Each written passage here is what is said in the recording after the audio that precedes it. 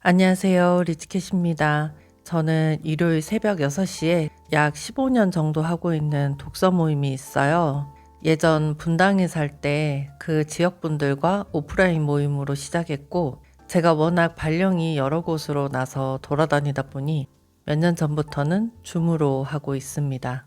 이번에 선정된 도서는 송기령 작가의 시대예보, 호명사회입니다. 이 책을 읽는데 최근 제가 유튜버라는 자아로 경험하고 있는 것들과 연결되는 것이 있는 것 같아서 오늘은 그와 관련한 이야기를 해보려고 합니다. 이 이야기는 지난 영상이었던 법인통장 개설을 위해 은행에 방문했을 때 상황과 연결됩니다. 궁금한 분들은 링크에서 확인하시면 되겠습니다. 은행 직원들과 금융투자 목적 법인 설립을 이야기하다 보면 제가 유튜브 운영한다는 것을 이야기할 수밖에 없더라고요. 제 유튜브가 만약 배당 투자와 상관없는 것이면 언급할 필요가 없지만 투자 관련 채널이다 보니 사업자 등록증에 사업 목적에도 들어가 있거든요. 그래서 자연스럽게 이야기를 하게 되는 거죠. 한참 이야기하다 보면 은행 직원분들이 유튜브 채널명을 꼭 물어보시더라고요. 구독하고 싶다고. 정말 감사한 일이죠. 처음에는 법인의 포커스였던 질문들이 시간이 지날수록 월급쟁이로 돈 벌기에 대한 공감대가 생기면서 투자에 대한 질문으로 점점 바뀌게 되었습니다. 제가 얼마나 투자했는지, 얼마 만에 배당 2천만 원이 넘었는지, 어떤 종목에 투자하는지, 법인을 만들어도 회사에서 모르게 할 수 있는지 등등 그렇게 자연스럽게 은행 직원분들이 제 유튜브 채널에 궁금증을 가지게 되는 거죠. 구독자분들은 아시겠지만 저는 주위에 제가 투자하는 것도 유튜브 하는 것도 거의 오픈하지 않아요. 쑥스럽기도 하고 여러 사례를 보아도 돈 버는 것을 주위에 말하는 것이 그렇게 좋은 결과를 가져오지는 않더라고요. 그런데 제가 이분들에게는 제 채널을 알려드릴 수밖에 없었어요. 만약 알려주지 않으면 그동안 법인 통장 만들려고 상담했던 법인 설립 목적부터 이런저런 내용들이 마치 거짓처럼 보이겠더라고요.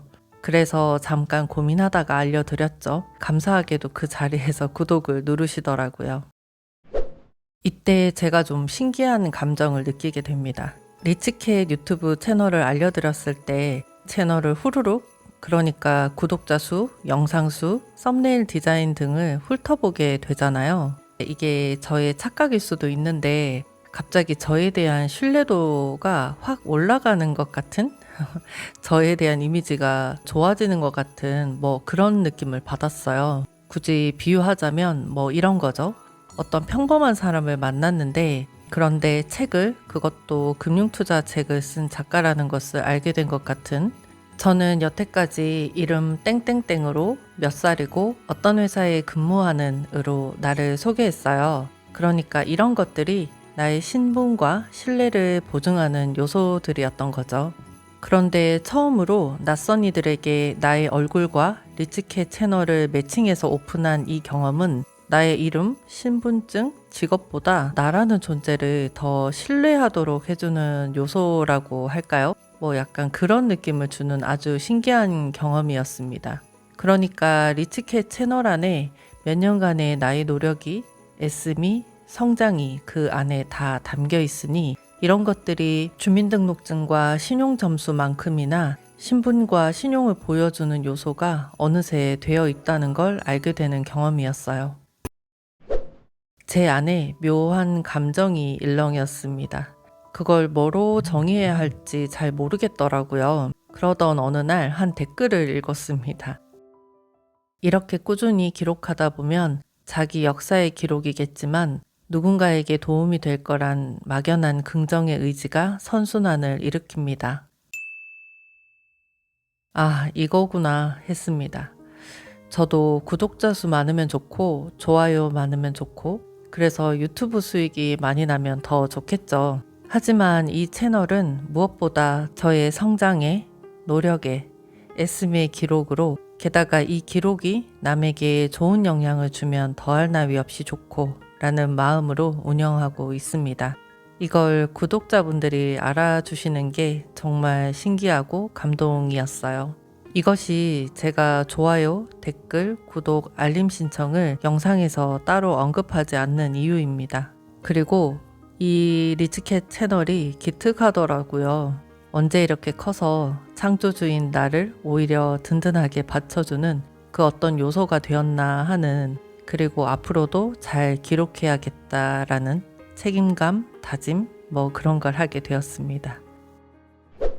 늘 사회의 구성원으로, 조직의 노동자로 나라는 존재를 어떤 그런 큰 무언가의 일부 조각으로 스스로도 인지해왔고 남들에게도 소개해왔는데, 최근 제가 이 리치캣 채널을 통해 경험하는 것은 또 다른 차원의 나가 형성되는 것 같다고 할까요? 무언가의 조각인 나가 아니라 주체적이고 그 자체가 핵심인 나로 말이에요.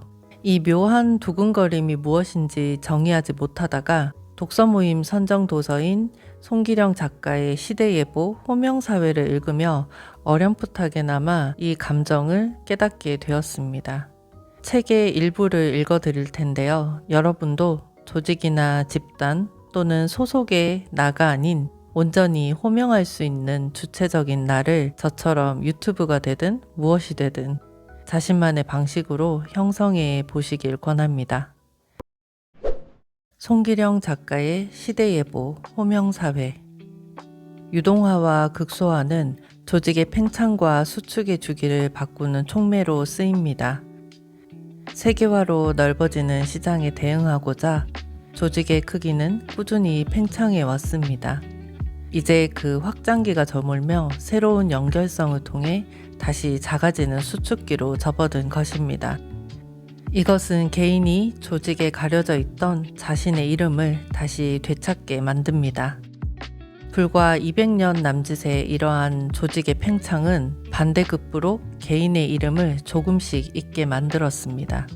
자신의 인장을 넣은 장인의 표식은 기업의 브랜드로 대체되었고, 이름을 걸고 만들어내던 품질의 보증은 각종 인증마크로 바뀌었습니다. 전체를 관할하지 못하고 일부를 맡게 된 참여자는 장인이 아닌 노동자로 불리며 정교화된 프로세스로 인해 항상 대체될지 모른다는 공포를 가지고 살아가게 되었습니다. 이제 새로운 시대의 핵 개인이 예전의 장인과 동일하게 자신의 이름을 되찾기 시작합니다. 전문화로 무장한 핵 개인들은 조직이라는 형식이 아니어도 다른 핵 개인들과 유기적으로 협력하여 더 섬세한 협업을 만들어 갑니다. 그리고 그 단위가 개인으로까지 작아질 때 그를 부르는 호칭은 그의 이름 자체가 됩니다. 홀로선 핵 개인들이 서로의 이름을 부르는 사회, 호명사회가 다가옵니다. 호명사회는 조직의 이름 뒤에 숨을 수도 숨을 필요도 없는 사회입니다. 자신이 한 일을 책임지고 온전히 자신이 한 일에 보상을 받는 새로운 공정한 시대가 옵니다.